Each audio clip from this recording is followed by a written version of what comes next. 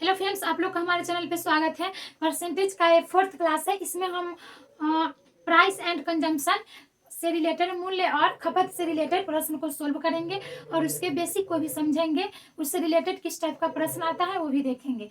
ठीक है, तो चलिए हम स्टार्ट करते हैं। हमारा फर्स्ट प्रश्न है, सेब के मूल्य में 25% कमी होने पर एक ग्राहक को 240 रुपये में 2 केजी सेब अधिक मिलता है, तो घटा मूल्य प्रति केजी कितना है। ठीक है, कितना मूल्य पर केजी घटा। तो देखिए यहाँ पे एक बात सेंटेंस है, इस क्वेश्चन से समझ में आया कि ये जो 240 रुपया है कांस्टेंट है, यानी एक्सपेंडिचर जो है, खर्च जो है यहाँ पे कांस्टेंट है।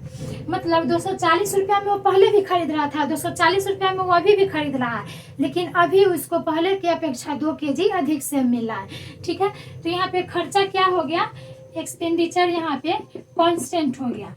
क्या है, कांस्टेंट। कांस्टेंट मतलब ये बदल नहीं रहा है। ठीक है, फर्स्ट कंडीशन। सेकेंड कंडीशन है कि जब कांस्टेंट रहेगा खर्चा, एक्सपेंडिचर कांस्टेंट रहेगा, नहीं बदलेगा, तो यदि मूल्य प्राइस में वृद्धि होगी तो कंजम्पशन खपत में कमी हो जाएगी।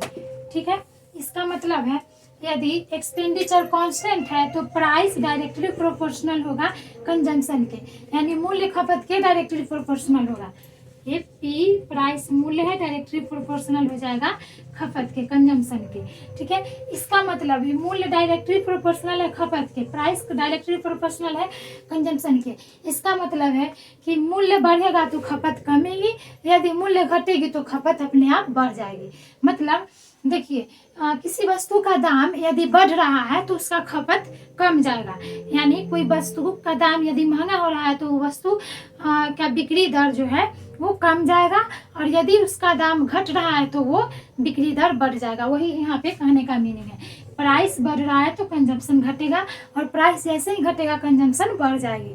कब, जब खर्चा कांस्टेंट हो, एक्सपेंडिचर कांस्टेंट हो। ठीक है, तो चलिए इसको हम कैसे सोल्व करेंगे, इस टाइप के प्रश्न को स्टार्ट करते हैं हम। चलिए, सेब के मूल्य में 25% की कमी हुई। 25% मतलब 1/4। तो देखिए प्राइस में, प्राइस पहले 4 था तो कम होकर के 3 हो गई। 25% कमी मतलब 4 था पहले तो कम हो गई, कितना कम हुई, 1। ठीक है, तो कम हो गई तो यहाँ 3 हो गई। जैसे ही प्राइस कम हुई तो कंजम्पशन 3 से 4 हो गया। ठीक है, कितनी वृद्धि हुई यहाँ पे, 1 का, 3 से 4 हो गई, यानी 1 का वृद्धि हुई। तो 1 का वृद्धि हुई, यहाँ पे 1 रेशियो आ जाएगा 2 केजी का। समझ में आया, 240 रुपया में कितना अधिक खरीद रहा है तो 2 केजी खरीद रहा है, तो 1 रेशियो हो गया 2 केजी का। ठीक है, पहले कितना खरीदता था, पहले खरीदता था 3 गुने 2 6 केजी, और अब खरीद रहा है 4 गुने 2 बराबर 8 केजी। समझ में आया, पहले खरीद रहा था, ये जो 1 रेशियो बराबर 2 आया, इस 2 से हम इसमें और इसमें मल्टीप्लाई कर दिए, तो कंजम्पशन शुरुआती खपत कितना था, शुरुआती खपत था 6 केजी का, और बाद में जो इसका बाद में जो खपत हुआ वो हो गया 8 केजी।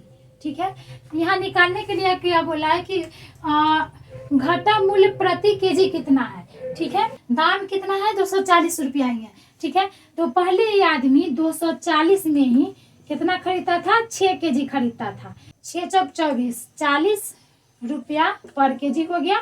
ठीक है, अब जब मूल्य घट गया है तो कितना खरीद रहा है, तो 240 में अब 8 केजी खरीद रहा है, तो 8 3 24, यानी 30 रुपया पर केजी। देखिए समझ में आया, 240 में पहले वो 6 केजी खरीदता था तो 1 केजी 40 रुपये, और अब जब मूल्य में कमी हो गई तो खपत 2 किलो बढ़ गई, तो 2 किलो बढ़ गई, यानी 8 केजी अब खरीद रहा है 240 में ही, तो 240/8 यानी 30 रुपये पर केजी अब खरीद रहा है।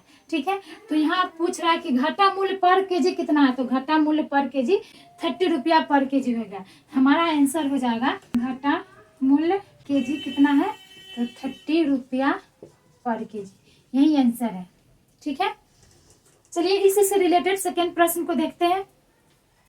हमारा नेक्स्ट प्रश्न है, चीनी के मूल्य में 20% की कमी होने पर कोई व्यक्ति 120 रुपया में 3 केजी चीनी अधिक खरीद सकता है।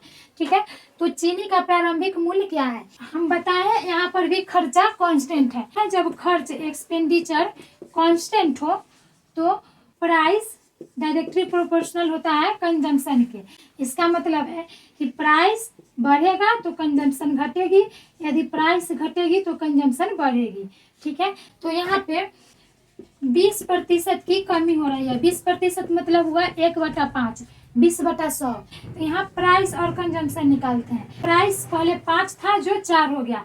जैसे ही प्राइस में कमी आई कंजम्पशन बढ़ जाएगी। कंजम्पशन 4 से 5 हो गया, खपत 4 से 5 बढ़ गई।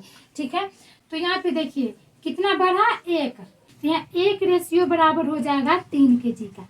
ठीक है, तो 1 रेशियो है 3 का, तो कंजम्पशन शुरुआत में जो खपत हो रहा था कितना हो रहा था, 4। यहाँ 4 में 3 से मल्टीप्लाई कर देंगे यानी 12 केजी। इनिशियल कंजम्पशन जो होगा, शुरुआत में जो खपत हो रही थी, पहले जो खपत हो रही थी कितना हो रही थी, 12 केजी।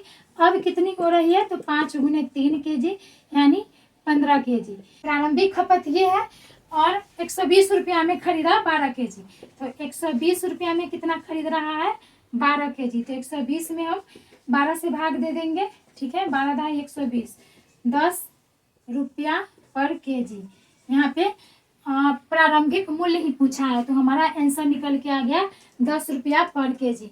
प्रारंभिक मूल्य हो गया 10 रुपया पर केजी। अगर बाद का मूल्य पूछता तो हम क्या करते, 120 में 15 से भाग देते, हमारा आंसर आता 8 रुपया पर केजी। ठीक है, समझ में आ रहा होगा। चलिए अब हम नेक्स्ट प्रश्न को देखते हैं। हमारा नेक्स्ट प्रश्न है, यदि चावल का मूल्य 10% बढ़ जाती है तो राम 220 रुपया में 5 केजी चावल कम खरीद के लाता है, तो उसकी प्रारंभिक मूल्य क्या है? यहाँ पर भी जो खर्चा एक्सपेंडिचर है कांस्टेंट है। ठीक है, प्राइस डायरेक्टली प्रोपोर्शनल होता है कंजम्पशन का। ठीक है, तो मूल्य बढ़ेगी तो कंजम्पशन घटेगी। तो यहाँ मूल्य बढ़ रहा है, कितना बढ़ रहा है, 10%। 10% मतलब होता है 1/10। ठीक है, तो चावल के दाम में 10% की वृद्धि हो गई। प्राइस में क्या हुआ, वृद्धि हुआ। कितना वृद्धि हुआ, 1। तो ये 10 से 11 हो गया। जैसे ही प्राइस में वृद्धि हुई कंजम्पशन घट जाएगी, कंजम्पशन 11 से 10 हो जाएगी। तो यहाँ देखिए कितने की कमी आई, कंजम्पशन में खपत में 1 की, और 5 किलो चावल भी कम गया। ठीक है, तो 1 रेशियो बराबर हो गया 5 केजी का। यानी राम जो है पहले 55 किलो खरीद रहा था चावल 220 में, तो अब ये 50 केजी ही चावल खरीदेगा 220 रुपया में। ठीक है, क्यों खरीदेगा, क्योंकि यहाँ पे प्राइस जो है बढ़ गया है, 10% की प्राइस में वृद्धि हो गई है। तो यहाँ पे प्रारंभिक मूल्य पूछ रहा है, तो 55 केजी चावल 220 रुपया में खरीद रहा है पहले, अब 50 केजी चावल 220 रुपया में 50 केजी खरीद रहा है। तो पहले का प्रारंभिक मूल्य पूछ रहा है, तो प्रारंभिक मूल्य हो जाएगा कितने रुपये पर केजी, तो यहाँ 220/55 करेंगे। 11 × 5 = 55, 11 × 5 = 20। ठीक है, यानी 4 रुपया पर केजी। प्रारंभिक मूल्य इसका कितना निकल के आ गया, 4 रुपया पर केजी। अब यहीं पे प्रश्न पूछेगा कि मूल्य में वृद्धि होने के बाद का मूल्य क्या है, तो बाद का पूछेगा तो क्या करेंगे हम, 220 में 50 से भाग दे देंगे, 5 × 20, 5 × 20 यानी 4.4 रुपया पर केजी। ठीक है, हमारा प्रारंभिक पूछ रहा है इसलिए आंसर हो जाएगा 4 रुपये पर केजी। इसी से रिलेटेड सेकेंड प्रश्न को देखते हैं। हमारा नेक्स्ट प्रश्न है, गेहूं के मूल्य में 20% कमी होने पर एक व्यक्ति रुपया 600 में पहले से 10 केजी गेहूं अधिक खरीद सकता है, तो भाव में कमी के बाद गेहूं का मूल्य कितना है? ठीक है, चलिए सोल्व करते हैं। यहाँ पे 600 रुपया जो एक्सपेंडिचर है कांस्टेंट है और यहाँ प्राइस में कमी हो रही है तो कंजम्पशन बढ़ जाएगी। कितनी कमी हो रही है, 20% की कमी हो रही है। 20% मतलब हुआ 20/100, 20/2500, 1/5 है। ठीक है, यानी 5 से 1 कम जा रहा है।